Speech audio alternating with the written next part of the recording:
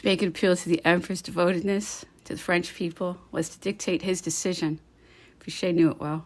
The emperor dictated the act of abdication with the rapidity of determination, which was characteristic of his peculiar organization. In the field of battle, an hour afterwards, France learned from the imperial commissioners sent to the legislative chambers that Napoleon had just placed his crown in the hands of the representatives of the nation.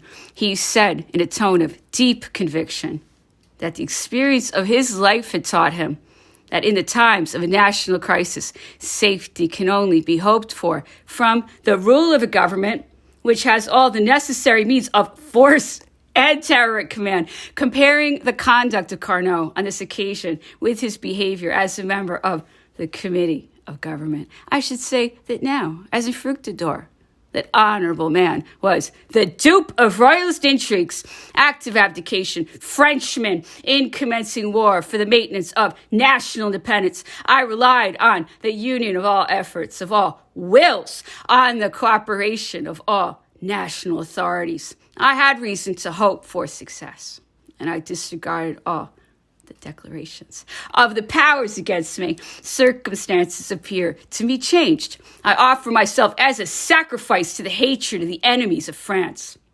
May they prove sincere in their declarations and have really directed them against my power alone. My political life is terminated, and I proclaim my son under the title of Napoleon II, Emperor of the French. The present ministers will form the council of the provisional government. The interest which I take in my son induces me to invite the chambers to form a regency without delay by a specific law. Let all unite for the public safety in order to remain an independent nation. Signed, Napoleon. The two chambers received the abdication as the last act of homage offered to his country. This feeling prompted them to send a deputation to thank the great man to whom they were about no longer to give the name of emperor for the sacrifice which he had just made to France. But this sacrifice was made on condition that the King of Rome should be proclaimed Emperor of the French. This proclamation, however, which seemed naturally to flow from the act of abdication itself, was obstructed by great difficulties. And the abdication being accepted, the combat was then commenced respecting the question of succession, as if this succession were not a necessary consequence of the previous event. The chamber was composed of four very distinct parties: Bonapartists, Royalists, Orleanists, and Republicans. The Bonapartists proved successful, and after the delivery of several speeches, among which those of Béranger, Manuel, and Boulet de la Muerte are most worthy of notice, Napoleon II was proclaimed Emperor of the French. Other titles, such as those of King of Italy, Protector of the Germanic Confederation, etc., had disappeared, but that which remained would alone have been sufficient to console the young King of Rome for the loss of the rest. Had this title been maintained, this proclamation of the King of Rome as Emperor of the French was, however, a delusion created by the treachery of Fouché. The confidence of the people was a misfortune, for they had contemplated Louis XVIII, brought back to Paris by the ambassadors of the Chamber of Deputies. It would have led to a dreadful reaction and made the Palais Bourbon a scene of blood, and the act of abdication would have been torn to pieces in the struggle. Some believed, others pretended to believe, and in spite of a vigorous resistance on the part of a few peers, the Duke of Otranto, General Count Grenier, General Carnot, the Duke of Vicenza, and Baron Quinet were appointed as provisional government and invested with supreme power during the interregnum. The word regency, as it appears, had already been traitorously erased. Cambyses, the High Chancellor of the Duke of Bassano, refused to retain their portfolios as Minister of Justice and Secretary of State, and their places were immediately filled up by the appointment of Boulet de la Muerte and Berthier, who were members of the Council of State. All the other ministers continued to discharge the functions of their several offices till the re-entry of Louis XVIII into Paris. The Committee of Government was presided over by the Duke of Otranto, and all its decrees were issued in the name of the French people. At the same time, the provisional government was constituted. Commissioners chosen from the members of the two chambers were accredited to the foreign sovereigns to solicit the recognition of Napoleon II as Emperor of the French.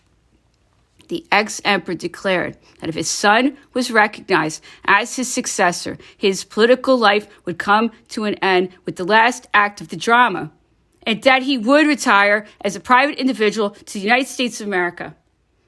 This overture, as may well be supposed, was received with transport, and the greatest eagerness was manifested to get rid of a giant insufficiently chained by his defeat, every one of whose movements still made the whole of Europe tremble to this day. This overture, as may well be supposed, was received with transport. The greatest eagerness was manifested, and I leave it to avenging history, whose sole mission it is the task of enumerating the intrigues and the defections of those days so full of disgrace to the French chambers. I am only anxious to remember and record the generous efforts of Drouet, Lebedouyer, and Regnault de Saint-Jean d'Angely, to recall to the minds of the peers and deputies the solemnity of their oaths, and shall confine myself to stating a fact known to few, that the emperor submitted to the discussion of a privy council the question whether the hesitation of the chambers to proclaim Napoleon II and the treachery and falsehood which sent ambassadors to the headquarters of the Allies, whether, in short, the loudly expressed feelings of devoted attachment to his person did not make it his duty to resume the care of saving his country from the yoke of foreigners or from a counter-revolution, and to place himself at the head of the army, denouncing to the people the treachery of some and appealing to their indignation to conquer the common enemy. It was in this council that Prince Lucien revealed his ambition. After having fully explained the relations which for 15 years he had continued to maintain with the Republicans, his recent communications with them, their numbers, their hopes, and his profound conviction that the national crisis would be terrible and irresistible if the emperor would lay down the crown and suffer him, Lucien Bonaparte, to invest himself with the dictatorial power by the instrumentality of the people of the Faubourgs. He even ventured to push the illusions of this constant hope, which he brought to light on this occasion so far as to say to the emperor, no one else says this, France has no longer any faith in the magic of the empire. It is eager for liberty, even with its abuses, and prefers the charter of all the greatness of your reign. With me, she will make the republic because she will believe in it. I will confer upon you the chief command of the army, and by the assistance of your sword, I will save the revolution. The emperor listened to these strange words without betraying his impressions by the slightest indications.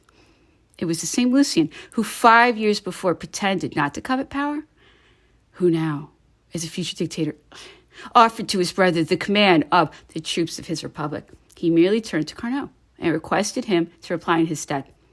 I accept, said Carnot, the duty which your majesty imposes upon me of stating my views respecting the singular proposition which we have just heard. There is no man who is better entitled than myself to call himself the representative of the true republicans. I have had great experience of them, and I declare that there is none of them who would wish to exchange the dictatorship of Eugenius for that of the president of the Council of 500. The chambers are acting under the influence of an unexampled disaster. They are blinded by the cannon of Waterloo and betray their duty without knowing it. You alone can save us from the knout of the Allies. Trust to the people. The abuses of its power will be only a just vengeance. Blucher and Wellington will pause at its sight as the army of the Duke of Brunswick was stopped at the Place of Champagne when the people of Paris rose en masse, and the revolution will be saved. If, on the contrary, you abdicate, Louis XVIII will re-enter Paris, and a counter-revolution will be accomplished.